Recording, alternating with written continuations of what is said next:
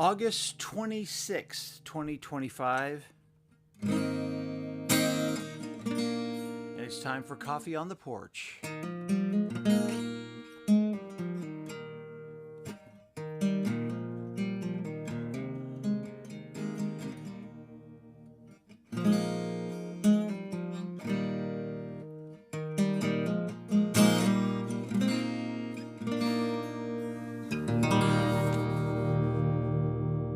This is our weekly live stream. My name is Eric Folkerth. I am here on the live stream with you. The technology is not working. There it goes. Come on, do what I want. Hi. Welcome. Welcome, friends. We are here on Substack, live on Substack in our new home where we moved after years over on Facebook, and we now have been here live on Substack for some weeks, months even, really. Good morning, Joan, my old buddy and colleague Joan Hawthorne Humphreys. Welcome, friend. Good morning, our church member Gary Foster. Julie Depp, good morning. Janie Henderson. Good morning, Alicia Gumford. I hope I pronounced that. Gumsperf. Hope I pronounced that right. Good morning, Tara. Good morning, Bobby Berger up in Plano. Good morning to not the David Dean who is my neighbor. Good morning. Good morning, Peg Davis. Good morning, Tara. Good morning, Nancy Bryant. Good morning, Carol Ann. Good morning. You're all showing up. See, this is what's great. On Facebook, the welcome was a little slow because I don't know why. It took people a while to find us, but I think you can find us a lot quicker here. People are jumping on. This is a live stream that I've done since the pandemic time, and live streaming is still a thing that a lot of people do, and so it's something that we do, and we're here on Substack. This is where you are on the Substack called When EF Talks, which is my digital home of the moment. Good morning, Joyce. Welcome to you. Let me just get right into the reminders. If you are just finding this later and you went, damn, I missed it live. Well, you can always sign up for the text messages. We send a little text nudge to people, and they are able to find us via the little text nudge that they get, which says, hey, come and join us at 9:30. And that's the only text we'll send you all week. If you want to sign up for that, I'll put that up at the end as well. But this is where you are, Coffee on the Porch. We talk about spirituality, music, life, politics. Lots of politics these days because it's impinging on our normal lives. That's why. Good morning, Linda Waring up in Ohio. Good morning, Dan Gilliam. Linda saying good morning to us. Carol Ann says, good morning, all. It's been a long week, eh? Oh, my Lord. This happened during the first Trump administration, and it is definitely happening again. This feeling that every day there's just more chaos, more confusion, more lies being told as the truth. We're going to talk about that today. And just this continual pounding of issues that exhaust people. And the exhaustion is the point. They are trying to exhaust us into a kind of acquiescence and submission to things that most Americans don't want, honestly.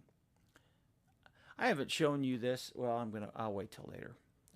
It's too early in the hour. I need more coffee is what I need. I slept a long time last night. Whew. Man, long time. Good morning, David Griggs. Welcome, friend. I hope Paula Bryn joins us. I've been worried about her. You know, she's been on a journey with her health. And I hope Paula joins us from Chicago in a minute. Let's get right into it, shall we? We're able to jump right in a little earlier than we used to be able to over on Facebook. The first thing we do here at Coffee on the Porch in our live gathering, all you beautiful people, the reason we do it live is so you can interact with us and so you can talk to us and comment with us about your own thoughts and feelings about stuff. So the first question on the floor then is this question always: how is your soul? How you doing? How you holding up in this really fraught time? This fraught time of our nation and our state here. Those of us here in Texas, it's a lot. It's a lot going on. So leave a comment. Oh, see, I always get ahead of myself. I always want to just play guitar. Eric, you need your coffee. 100% I do. So I'm getting my coffee on the porch mug. The big pot. No cream today. Ran out of milk and cream. Taking it straight black. That's not usual for me. It pours differently. Look at that. Coffee without cream pours not as smoothly. That's interesting. Okay, now that's back to smoother. Maybe that was just an anomaly. It's not a scientific test. Just an observation. Cheers, friends. Get yourself a cup of coffee wherever you are, wherever you're joining us all over this beautiful world. Sit back a bit. Let's wake up together. Get things going for ourselves and ask us the question that's on your screen and on this cup. How is your soul? How is your soul? How you doing? Take a deep breath. As Carol Ann said, it's been a week. It's been crazy. It's a lot of craziness going on. So how are you? How are you holding up in the middle of this time of incessant news and all of that? How are you doing? Now, I will play a comment because you play guitar, because hopefully you will leave us some comments. Leave us some comments while I noodle a bit on the guitar, and then we'll be back and talk about your comments.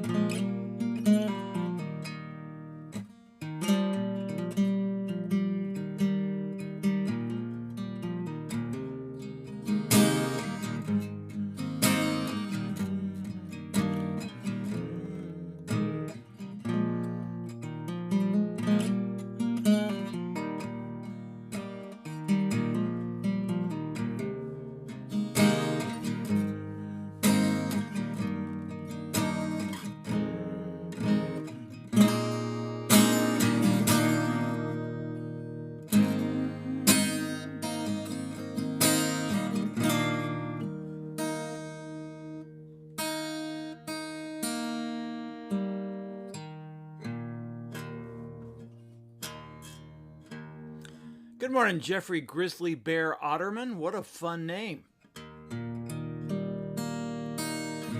Welcome. You have found Coffee on the Porch, a little live stream that we do. That's where you are. Those of you who are new, come on in. I hope you enjoy it. It's a weekly community where we talk about the connection of social justice, politics, spirituality, life, art, everything together. It's a grab bag. You're supposed to talk about one thing on a live stream. We don't do that. Why would we do that? That would make sense. We talk about all sorts of stuff for about an hour. And right now, you guys are writing some beautiful comments, which we are about to get to in answer of this question, which is always our first primary question of the day. How is your soul? How are you doing right now in this time? So let's get to it. Let me see what you're saying here. Tara, many of you know Tara. She's down in Brownwood. Says, my soul is hurting because I have a neighbor threatening me and I don't know what I can do. Yeah, I feel maybe let's talk on the phone, Tara, because you've mentioned this a lot over the past few months, and I'm troubled by this situation. Linda has some pretty interesting things to share that I think help us here. Linda Waring says this up in Ohio. Linda says, my soul gets more calm as I try to partition my time. Ooh, think about this. I focus on things I control and I don't let the chaos enter every thought and action. This works well for me, less hair on fire.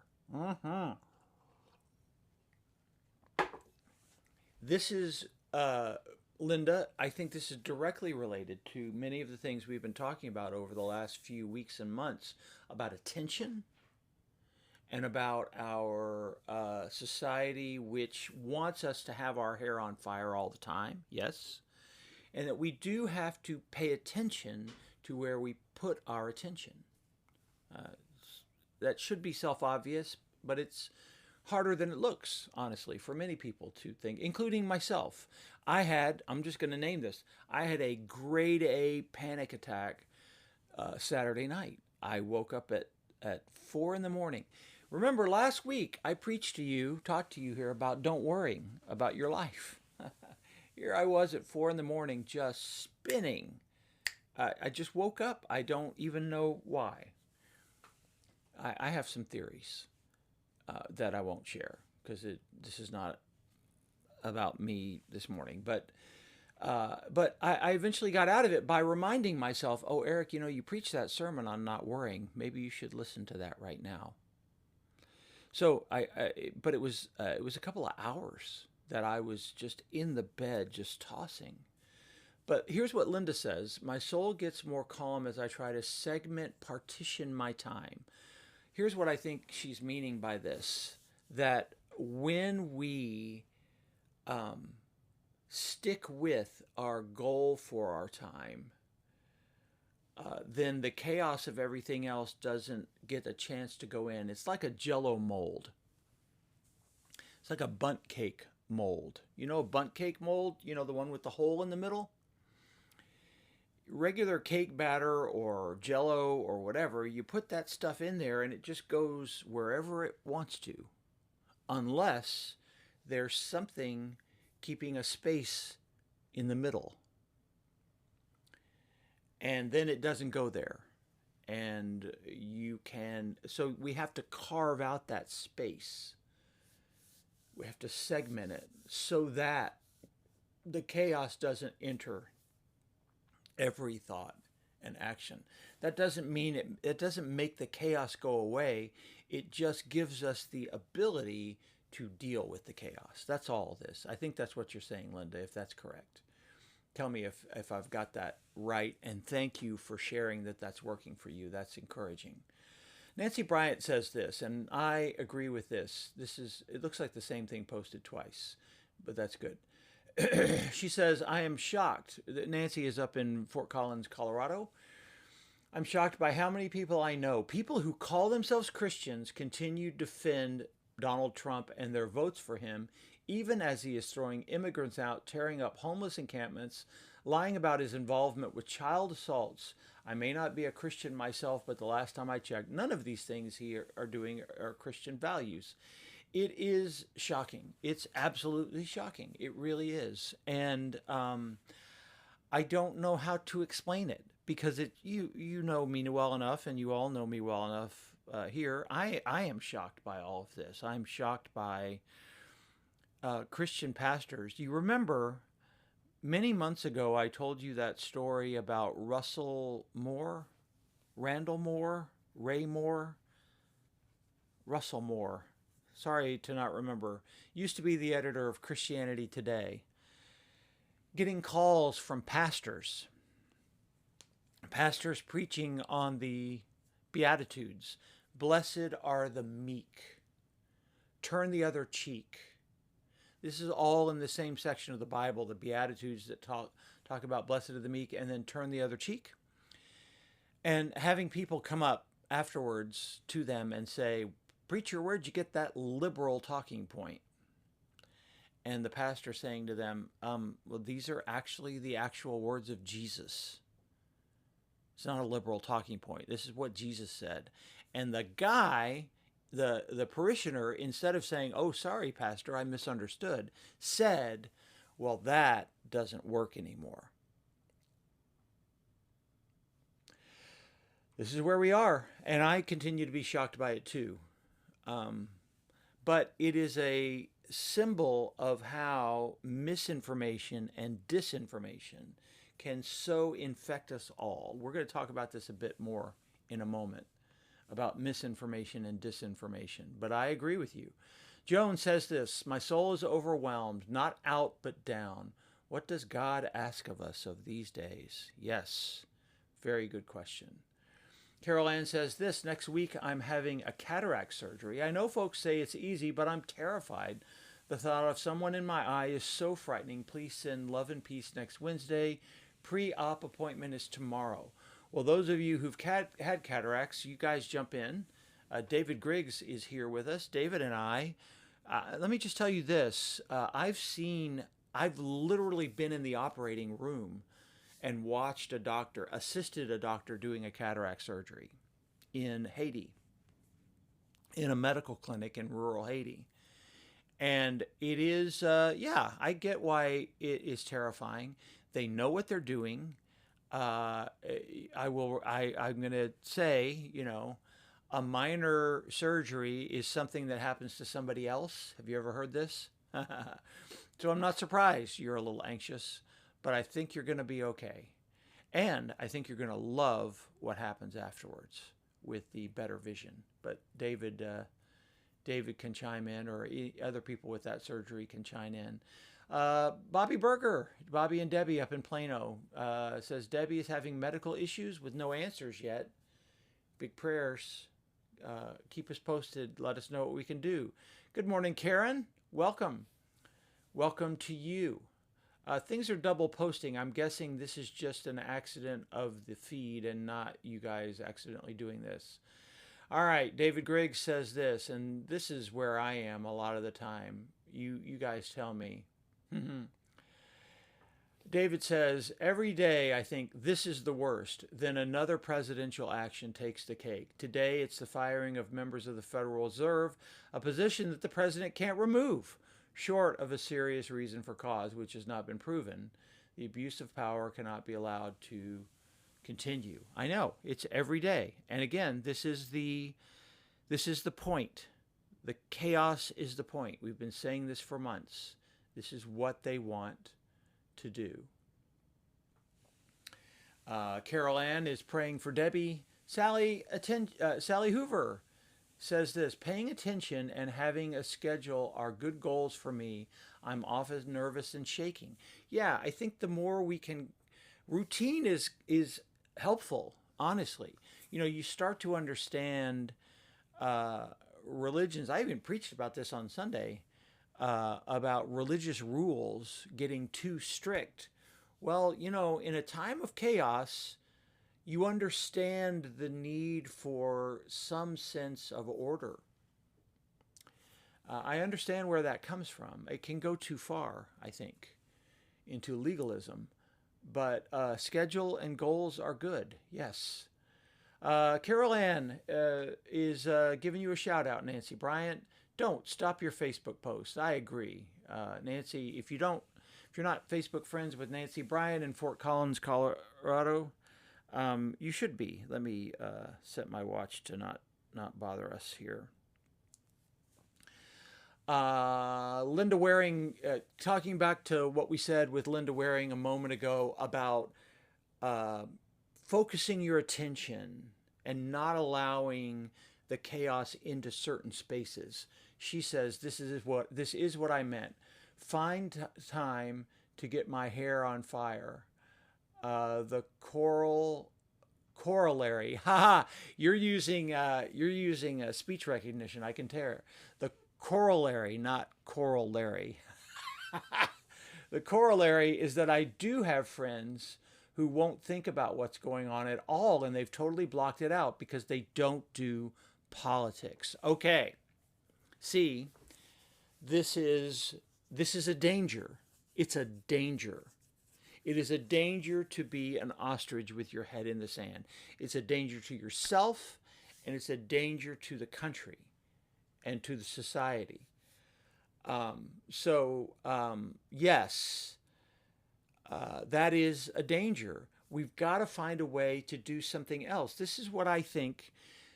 This is what my faith does for me. You've heard me say this over and over.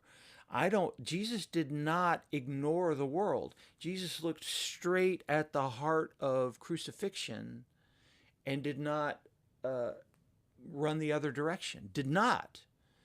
Understood at one point in his ministry, oh, this is not going well. And instead of denying the social ill of the Roman power, allowed things to play through, and kept to his own spiritual path anyway. The Christian path is the path that names and acknowledges the suffering, the pain, the injustice of the world, and finds the way through it. It is not a removal of the world. There are moments where we remove ourselves from the world so that we can renew, but we don't stay there. We don't stay on the mountaintop. We go back, as Jesus did in the Transfiguration. This is all part of the story. That's what true Christianity does, is name. Yeah, it's really bad right now. Name that. But find a way to renew yourself as well. The other way to say this, and I say this every week now at church, and in some way or another, and I say it to you, you're not crazy. You're not crazy for thinking things are bad. But keep renewing yourself in this time as well. Good morning, Craig, down in, what's the name of your county? I can't think of the name of your county now. Out near, I can't even think of the name of your town now. I'm blanking. I hadn't had enough coffee, Craig. Sorry. Anyway, good morning. And Craig's just saying, Carol Ann, so glad that he had cataract surgery. Good morning, John Bryant. And Sally Hoover has another one. And Bobby Berger says, this is all good, okay? Craig Van Winkle says this, maybe I'm just not familiar with it, but Substack is not clearly communicative and hard to deal with. You seem to be looking at different comments than I am seeing. Oh, well, I don't know what to... it could be, Craig, I think when you join, you don't see all the ones back up the feed. I think that's what happens here.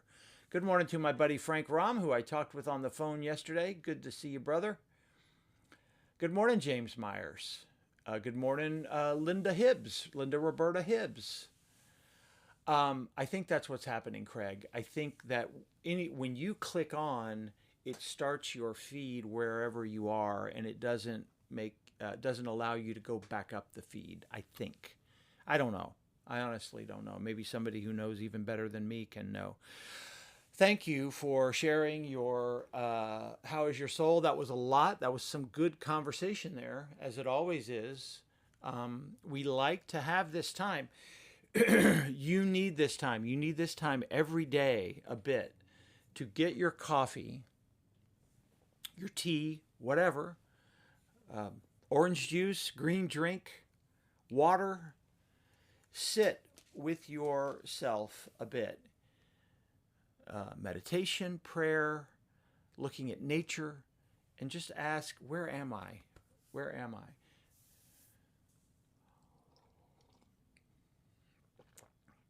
All right, Carol Ann is agreeing that Substack doesn't show the comments if you are jumping on later. And that's, I'm sorry about that. It is a bit of a unfortunate piece of it, but all right, Carol Ann, just read if you're still here and on, can scroll back. This is 4 or 5 people saying it's all going to be good. So I hope you trust. James Myers says this. Oh no, my soul was full of poison ivy this time last week. Lymph nodes blew up. Oh dang, that's the worst. That's the worst, man. I'm sorry. Poison oak, poison ivy. I'm super allergic as well. Do you have that scrub? You can get it at CVS. If you don't know what I'm talking about, it really works. And it short circuits the whole process by some days. So check into that stuff. And if you don't know what I'm talking about, I'm happy to look it up. I just can't remember the name of it. Tech New. TECH-new. Tech New. Check it out. Tech New. It's a scrub you can get. It's brilliant. Janie says this. Saturday, September 6th, bird walk at White Rock Lake Fish Hatchery, 7 a.m. Join us. Oh, that sounds like fun. That sounds like fun. And John is recommending calamine lotion. Well, how am I? Thank you for sharing how you are. I am up and down. I'm up and down like the rest of y'all. It's an up and down time. We continue to have so many kids. This is 2 weeks ago at church.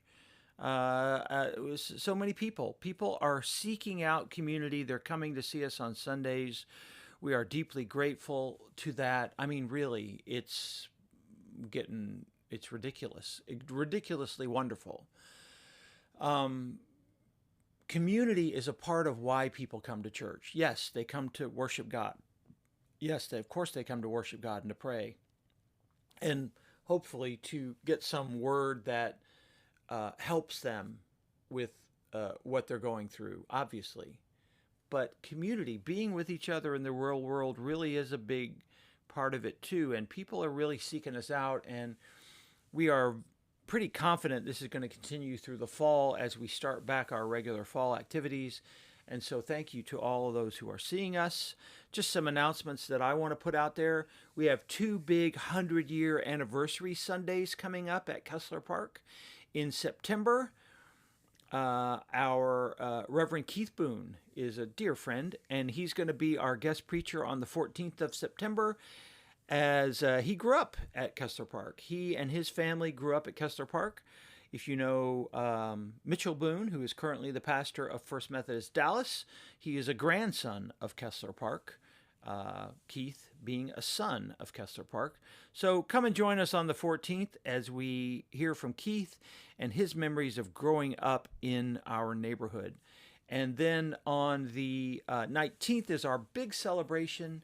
We have confirmed at least 2 of our former pastors. There'll be more, I'm sure. Dr. Wes Magruder and Dr. Tim McLemore, my dear friends, are both going to be back with us in worship to help us celebrate 100 years of Kessler Park United Methodist. So 2 big Sundays in September and October celebrating 100 years. Last Thursday, we were over at the Well Ministry in Oak Cliff serving the meal. These are some of our beautiful volunteers. We had a bigger crew than this. It's just the ones plating up the food. There's the beautiful crew at the Well. I played some music during dinner and did a little message and prayer time. And that's Alice Zaccarello, who runs the Well. She is their director. The Well works with people with mental disabilities, people who are really close to being on the street. But Alice works with them, and they find a beautiful community there. So thank you to her, and thank you to all the beautiful folks at the well. I meant to say this last week. My old friend Sharon, Reverend Sharon, who is a pastor in Phoenix, Arizona, in the Phoenix suburbs, came to see us, and I hadn't seen her in 35 years. So super happy to see Sharon. This was after worship 2 weeks ago. Got out to the lake house on Saturday, and man, y'all, this is a flower bed in the near ground that a year ago, 2 years ago, was completely decimated by ivy and kudzu. And this is something my mother especially used to keep this little up the hill from the house. This is the lake in the background and the house in the background. And this is on the edge of the property. And she used to keep this beautiful little garden. And I'm just so happy it's come back and that we've been able to grow it back. It's a metaphor for how we have to keep doing this stuff. We have to keep doing the small things that lead to growth. And I'm grateful for that. I'm grateful to see where that is going. All right, friends, I want to get into some conversation, some tough stuff, some truth telling. As you know, we continue these vigils out in front of ICE headquarters. We probably this might have been our biggest group. We had 30 plus people out there on yesterday, 8 to 10. We are there every Monday morning from 8 to 10, and anyone in the Dallas area is more than welcome to join us, to be with us as we make our witness to what we consider to be the injustice going on with our neighbors there, perpetuated by ICE. I want to talk today about moral harm and crime and fear and Donald Trump's idea of sending troops to American cities. As you know, that's already happening. It's happening in Washington, D.C. It's happened in Los Angeles. There's the threat that it might happen elsewhere. And I feel like I want to talk about this sort of moral harm, moral injury that can happen in society when we turn our neighbors into enemies. This is following up on my essay of a few weeks ago, which I hope some of you are reading, How Trump Makes Enemies of God in Our Nation. This essay suggests to you that our government right now is using a fascist technique that was used, it's a fascist technique. It's a war technique more than a fascist technique. It's used at a time of war against the enemy. This is World War II propaganda from the United States, y'all. This is United States propaganda. This is racist stuff, y'all. I'm telling you right now about the Japanese. You see this evil Japanese dude chasing American women, chasing innocent American women. Now, look, was Japan an empire that we needed to fight against? Yes, it was. Did the United States racially profile every Japanese person? Yes, they did. And this is my point, that during World War II, our own nation did it. What's happening now is not new. We've done it before. And it's an injustice. It's not to say that you don't fight against a foreign enemy over there. But it is to say that once people have come to America and have agreed to be a part of America, they are not the enemy. And this kind of war propaganda is damaging because it turns neighbors into enemies. That's what happened in World War II. That's what happened in the time of the internment camps. And that is exactly what our government is trying right now. And this gets me back to this image from the ICE account, the actual United States government ICE account of Homeland Security. America needs you to join ICE now. with the subhead, somebody at Homeland Security wrote this, "Which way, American man?" And I reminded you last week that "Which way, American man" is an absolutely an homage to a white supremacist book of decades ago. This is an excerpt from that book that decries America becoming a melting pot. And this was called "Which Way, Western Man?" And this is a meme in white supremacist circles.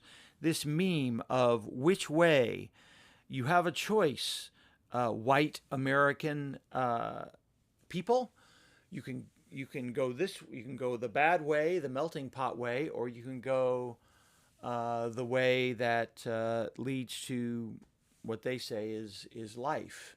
This is exactly what's happening now with ICE. We've said this for weeks, that ICE and now the National Guard are being deployed on American citizens, not on foreigners, not on, again, this is very much like World War II.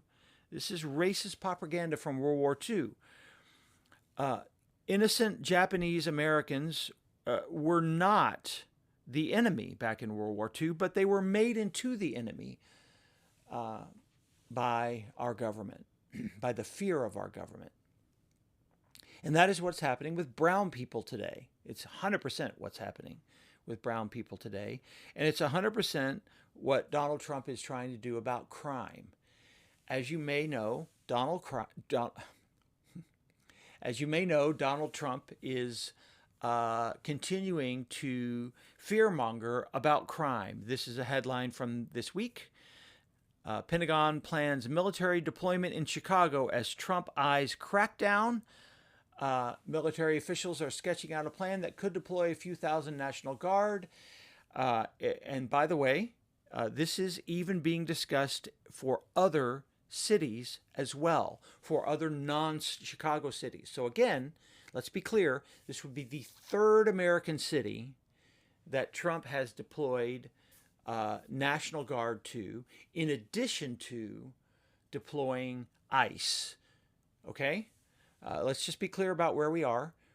And he said in a press conference yesterday, this is why I want to talk about this. A press conference yesterday, they talked about, they asked him, are you going to deploy to other cities?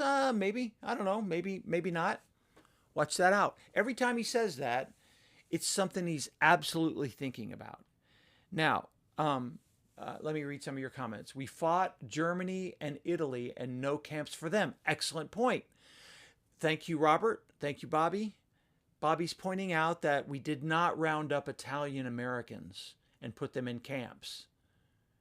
We enjoyed our lasagna all through World War II. We did not go down to the hill country and round up the German Texans that occupy Fredericksburg and Kerrville and the hill country. We did not do that. But we did choose to racially profile Japanese Americans. We did that.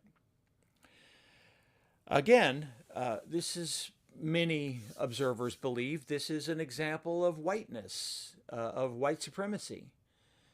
Italians and Germans assimilated. They look like just ordinary white people. But the Japanese looked like a dangerous other in World War II. Yes. And that is what is happening right now, is Americans are being encouraged to do a patriotic duty by signing up to work for ICE. Now, I want to talk to you about crime. Is crime out of control? Donald Trump continues to say to us that crime is out of control, and if you repeat a lie enough, everyone will believe it, or at least enough people will believe it. Let me finish this thought. If you repeat, I wanted to read some of your comments, but I want to stay on focus. Stay on focus, Eric. Let's talk about crime. Let's talk about what Trump is saying about crime and the reality of crime. Trump continues to say crime is up everywhere. It's out of control. The cities are out of control. American cities are out of control. Just this morning, I used Google AI. Hey, Google AI, is crime up in major American cities? This is the question I asked this morning. Let me read this. Quote, the most recent data indicates that major American cities are experiencing a decline in violent crime. Read that 2 times in case you don't believe it. Most recent data indicates that major American cities are experiencing a decline in violent crime, including homicides, robberies, and gun assaults. This follows a pandemic era spike that occurred in 2021. The property crime statistics are mixed, but make no mistake that violent crime is on the way down. And violent crime is on the way down in American cities. But you are being told by your president and his minions, those who want to invade American cities, that crime is up. This is what fascists do. They lie to you about the truth until you believe it. Now, if you don't believe AI, I'll just send you to another source. This is Vox. This is a recent Vox story on the same issue. Something remarkable, Vox says, something remarkable is happening with violent crime rates in the United States. The cut line says this: Americans remained scared of violent crime, but the numbers tell a different story. This is from a very recent Vox story from the beginning of the summer. This is the actual murder rate data over time. This is a little small for me to see. I know this is small on your phones if you're watching, but if you go back to the pandemic, you see the pre-pandemic area thing, and then yes, you see a little spike, and then you see how it is declining in 23, 24, and into 25. Specifically, year-to-date murders, January to June this year, 3,200. Previous year, at this same moment, 4,000. That's a 19% drop in the murder rate over the past year. Again, we just have to talk about facts compared to what you are being told. You are being told something like this World War II propaganda image that I keep showing you of evil, horrible crime out of control. We know now that this kind of image is racist. We know now that it was simply trying to stir up a fear of Japanese Americans. And that is exactly what your president is doing right now. He is lying about crime. If you don't believe that, let me go back to the Vox story one more time. Why can't we believe it, Vox asks. This is what they ask in their story. Why can't we believe that violent crime is down? Here's what Vox says. An October 24 Gallup poll found that 64% of Americans believe there is more crime nationwide than the year before, even though by that time the post-pandemic crime drop was well underway. Again, you can see it. There it is in the data. You see it? It's going down in 2024. But in October of 2024, Americans are still saying the crime rate is going up. So why does this happen? Well, Vox says this: such results are not surprising.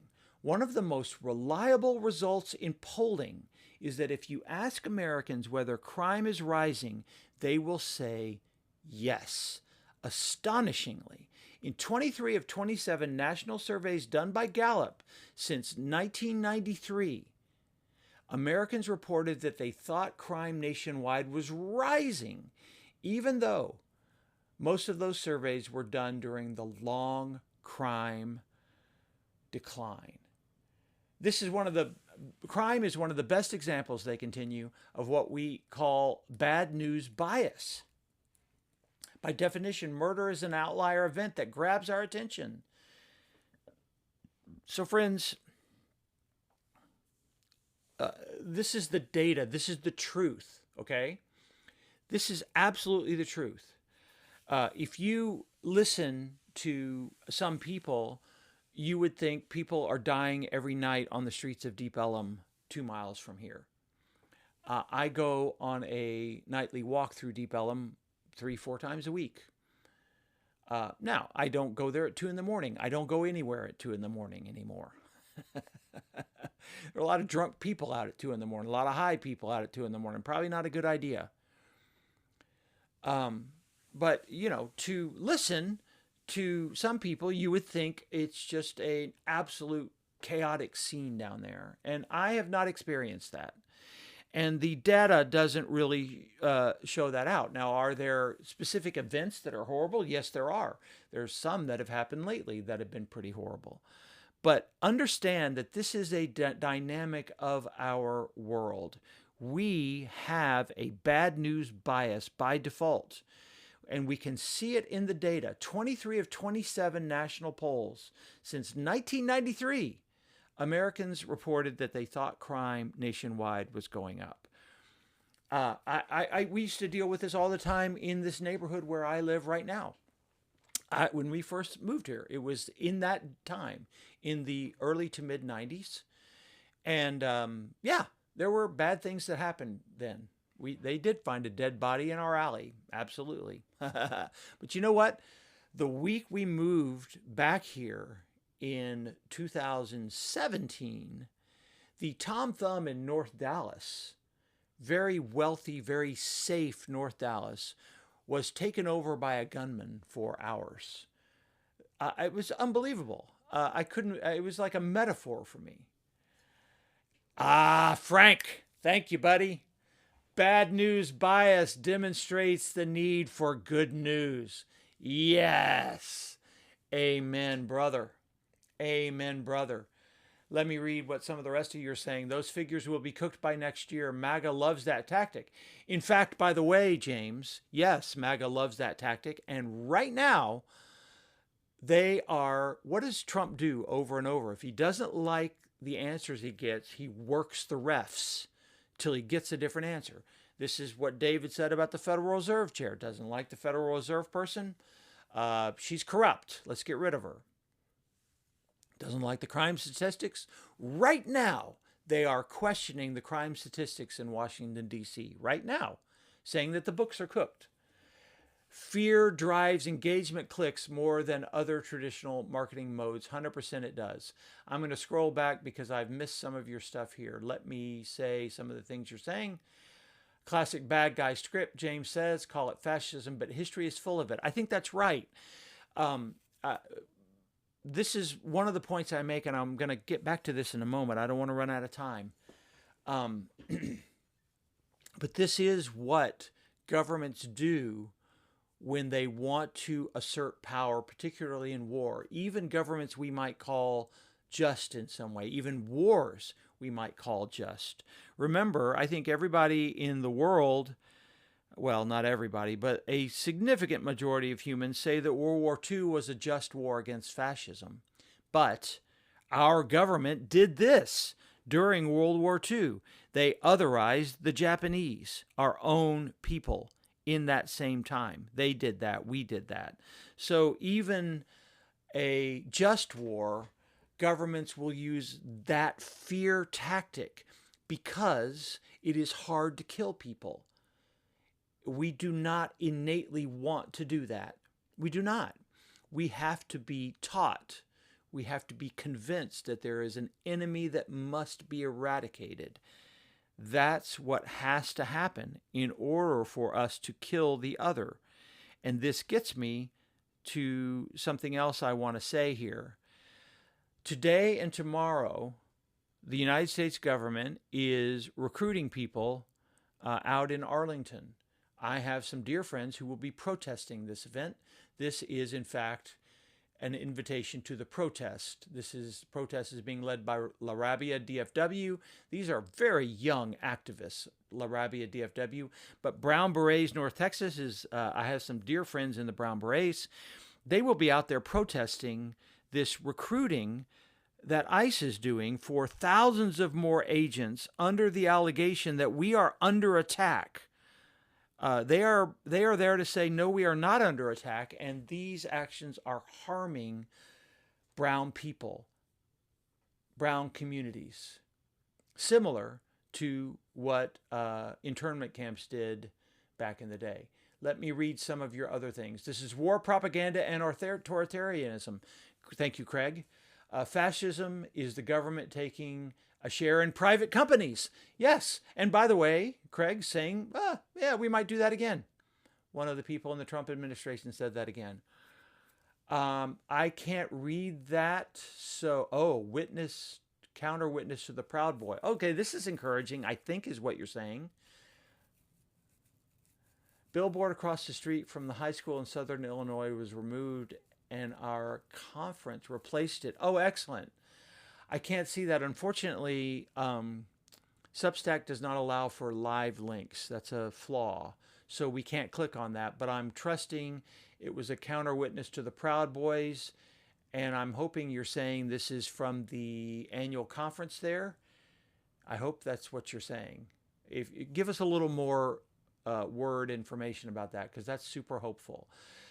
James Myers says this: legitimate law enforcement becomes goon squads. Eventually, goon squads become death squads. Yeah, I mean, dude, that's the pattern.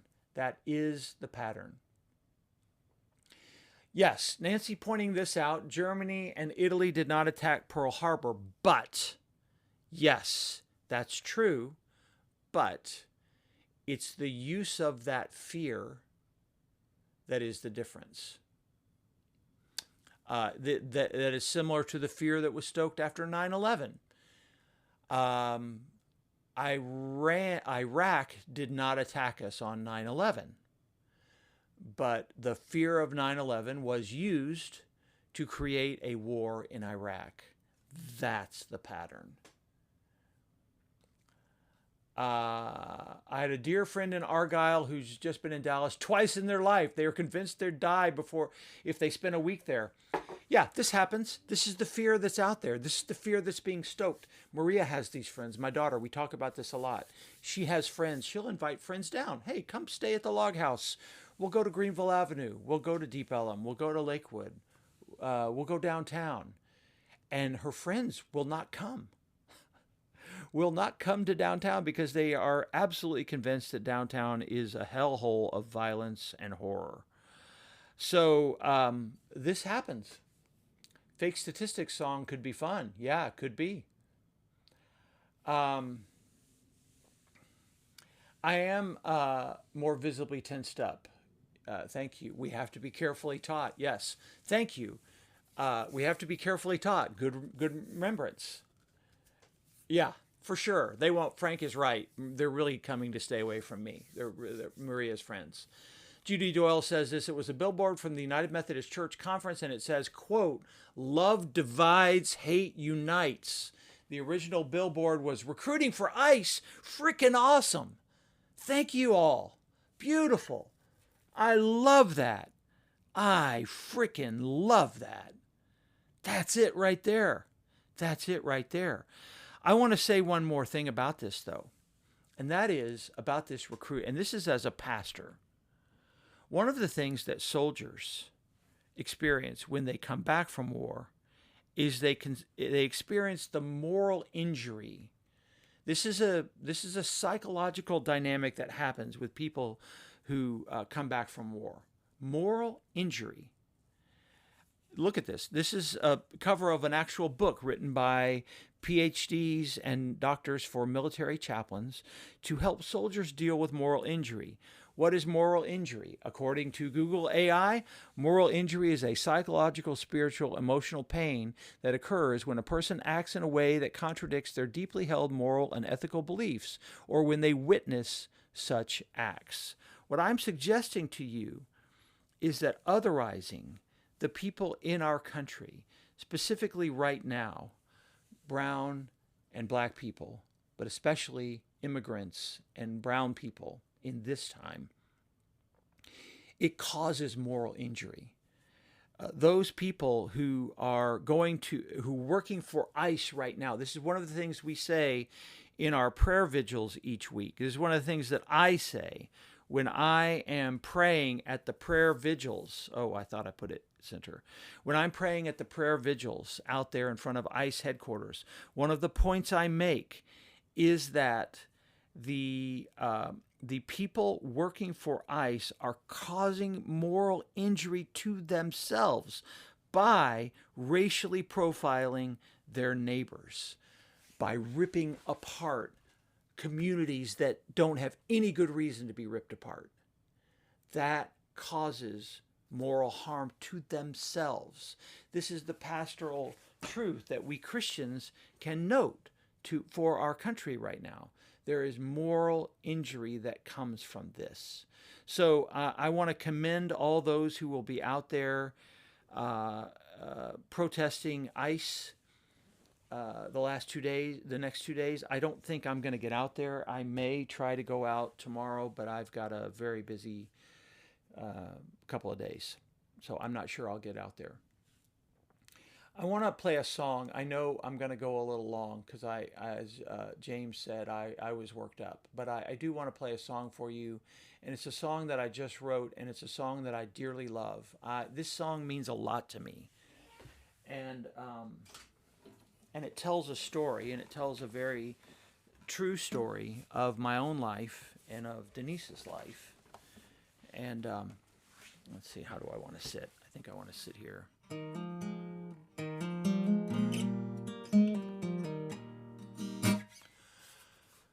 This is a song that I've envisioned in some way or another for 20 years. And it subtly speaks to these themes of this otherizing that we're doing, and also the other way that is open to us. So I'm going to play this song, and then I'm going to say a few more words, and thank you for sticking with us as we do this. On the streets of old Preston Hollow, in that sweaty summer air, I played fungo till the sun went down, a boy without a care, gulping every Slurpee I could follow. I'd trade my baseball cards in the shade of the mimosa trees in those St. Augustine yards. And did you see me as I was back then, long before we walked our common road? Now we are family on this big blue ball, 'cause we found the way to find each other through it all. For on the streets of old Preston Hollow, in that same hot summer air, you helped your dad mow rich folks' lawns, that man with many cares, gulping every Slurpee you could swallow, and a hot link for $1. Conjunto on the radio of that rusty pickup truck.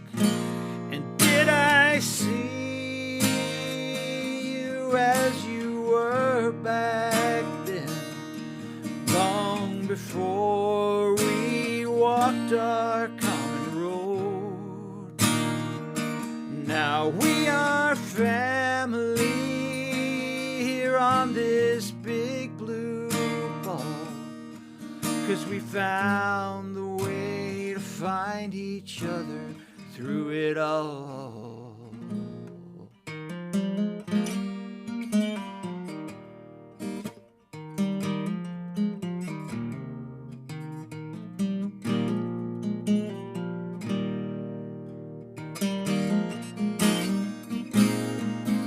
And in case it isn't clear, this is the story of our life.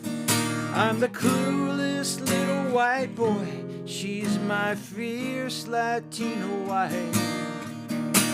But lately when we look back at all this road behind, is that path we got to travel, then one lovers still can find.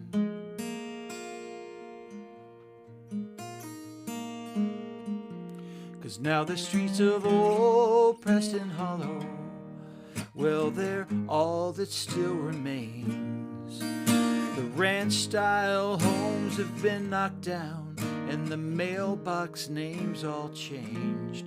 And it's such a hard pill to swallow that behind those McMansion gates, some fear the ones who mow their lawns, and no one sees our common fate. But can we see each other as a friend? And can we still walk some common road? For we are family here on this tiny ball. Can we find that way to find each other through it all? Like started on the streets of Preston Hollow,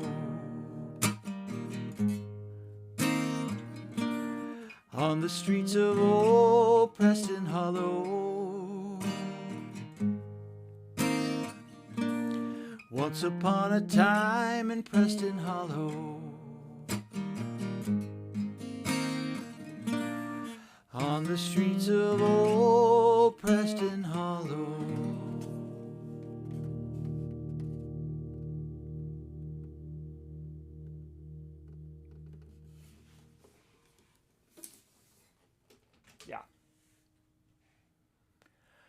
Yeah, that's feeling like a pretty good one, right? I love that song. I hope you love that song. I know it can feel a little trite, honestly, and I understand that. But I'm going to tell you that no one sees our common fate. Yes, thank you. You like that? Yeah. Yeah, no one sees our common fate. We have a common fate. We are neighbors. We are here together. The world is small. I say the big blue ball the first two times, and the last chorus says we are family on this tiny ball. It's a tiny place, this earth we're on. And this otherizing is incredibly dangerous. So that's a mostly true story, y'all. When Denise and I first started dating, we talk about our past. Where are you from? Where you been? And I talked about my life growing up in Preston Hollow, the old Preston Hollow that's not there anymore. All of our houses have been knocked down. All the ranch-style homes there. There's all full of McMansions, brand new families, brand new world. I get it. I was a pastor there in that same neighborhood. Saw that all happening. But I grew up in the old Preston Hollow, and it was a very idyllic childhood, probably a sheltered, no doubt, childhood. But the astounding thing was her saying, oh, yeah, I know Preston Hollow. We used to mow lawns there. And her father took a job. My father-in-law took a job mowing lawns for years. And on Saturdays and summers, the kids would come help. Denise's, one of her earliest memories is helping her father mow the lawns of Preston Hollow, where I grew up. And we used to go to the same 7-Elevens. She'd get Slurpees and a hot link. I'd get Slurpees and baseball cards. Same 7-Elevens. And we marvel about this. It is entirely possible that we saw each other in those days, but we did not see each other in those days. We would not have seen each other in those days or noticed each other. And so it's a very powerful image that that stays with me. And I'll just tell you how personal this gets for me. So when I see the lawn crews, the guys with that leaf blower that annoys the hell out of you, what I say, that could be my father-in-law. Yeah, could be. 100% could be. And so it's given us a very unique position in this time to think about what it means for us to live together as community. More than one quarter of the marriages in the United States of America right now, more than one quarter of the married couples in America are interracial. That means that very likely more than one quarter of the children in America are interracial. And this otherizing that's happening, we are causing moral harm to our own society. No, crime is not the problem. Crime is going down in America. I can't say this enough, and now I can't find my own dang slide. There, right there. Crime is going down in America, y'all. Violent crime is. Violent crime is going down in America. But you are being told that it is so bad that the government has to invade American cities. Most Latinos and Latinas, including immigrants, are not criminals. They are not. They are law-abiding. They commit crimes at a lower rate than citizens do. That is factually true. Factually true. Why? Because they don't want to get in trouble with the law. It's so blindingly obvious when you think about it. But you are being told that we are being invaded. Over and over on American government websites, you are being told that America is experiencing a foreign invasion. It is not true. It's not true. Are we becoming racially more diverse? Yes. Are our families becoming racially more diverse? Yes, because we all live together here in this world. That's what's happening. So that song means a hell of a lot to me. All right. Thank you for sticking with me a little longer today. I hope you are enjoying this. Judy, I would love to get more information about that beautiful resistance in Chicago, and I hope you can privately send me that link because I would love to find that and learn more about that. So we only had one song today, a brand new song from me. That is the first time I've played it for anyone. I did a little video of it the other day, but that's the first time I've played it for anyone. And so thank you for listening to that and indulging that. I'm going to just say this one more thing. I know we are. Oh, let me run back a couple of these comments. I do want to say Craig Van Winkle is noticing our friend Chris Gage died in Austin. I was not a good friend of Chris and Christine, but I knew them. We run in the same circles of Texas music. And I am praying for Christine in this moment. Chris lost his battle with cancer yesterday, and thank you for noticing that. Thank you for mentioning that. It deserves to be mentioned here today.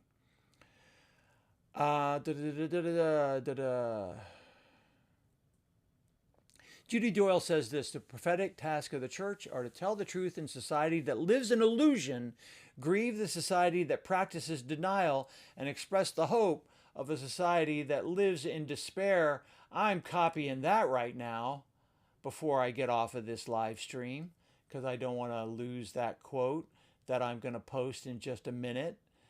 What a great quote. Oh, there it is. Okay, fantastic. Thank you for throwing that down, Judy. That's it right there. That's everything we've been saying for the last hour. Everything. Good morning, Sarah Laspisa. Hope you're enjoying this live stream.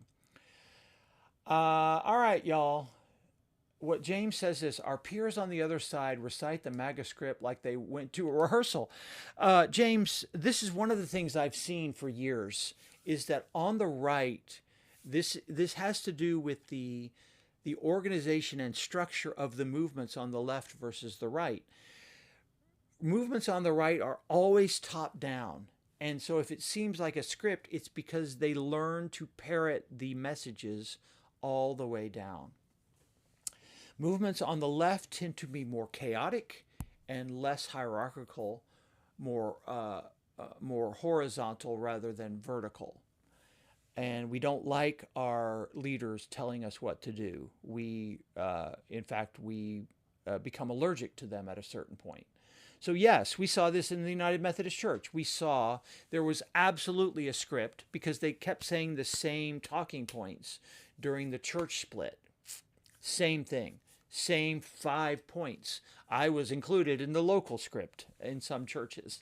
That was fun. But this is what they do. So we have to keep, without shrillness, speaking to the truth. Violent crime is going down in America. By the way, I didn't even say this. Part of why it's going down, people credibly think, the money that Biden gave to the American Recovery Plan. Yeah, new parks, new after-school programs, new ways to bring communities together in the real world, which is what creates safety. Might does not create safety. Trust, love, and community create safety. That's what creates safety. So, yeah, this is all related together. All right, friends, I hope you all love the song. That really does mean a lot to me, that song. I'm going to figure out a way to track that as soon as I can. Good to see you, Gary. Thank you for being here. Thank you all for sticking with us. Thank you for hanging out a little bit longer. I did run a little bit long today by playing the song, but I really wanted to. I may play it next week. Maybe I'll just play it next week too. It's my live stream. I can do that. All right. Tell your friends. Share the truth of our unity together and our hope at countering the fear-mongering. Name the moral harm being done to those who would otherize. They're doing moral harm by yanking and ripping families apart. That is moral injury, moral harm. It is built on an entire foundation of lies about who we are as a people. So we have to keep speaking that truth, that Brueggemann truth that we said a minute ago. All right, God bless you. Breathe in, breathe out, drink your coffee, take your time out, then get back in the fight, do what you can, where you can. Find real community in the real world. Come see us at Kessler Park. Go see Frank in Lancaster. Find a church, find a community, find people to build trust in the ways that build human trust, not the ways that tear it down. God bless you all. See you next time. Bye-bye. Oh, I hit the wrong button. See you next time. Bye-bye.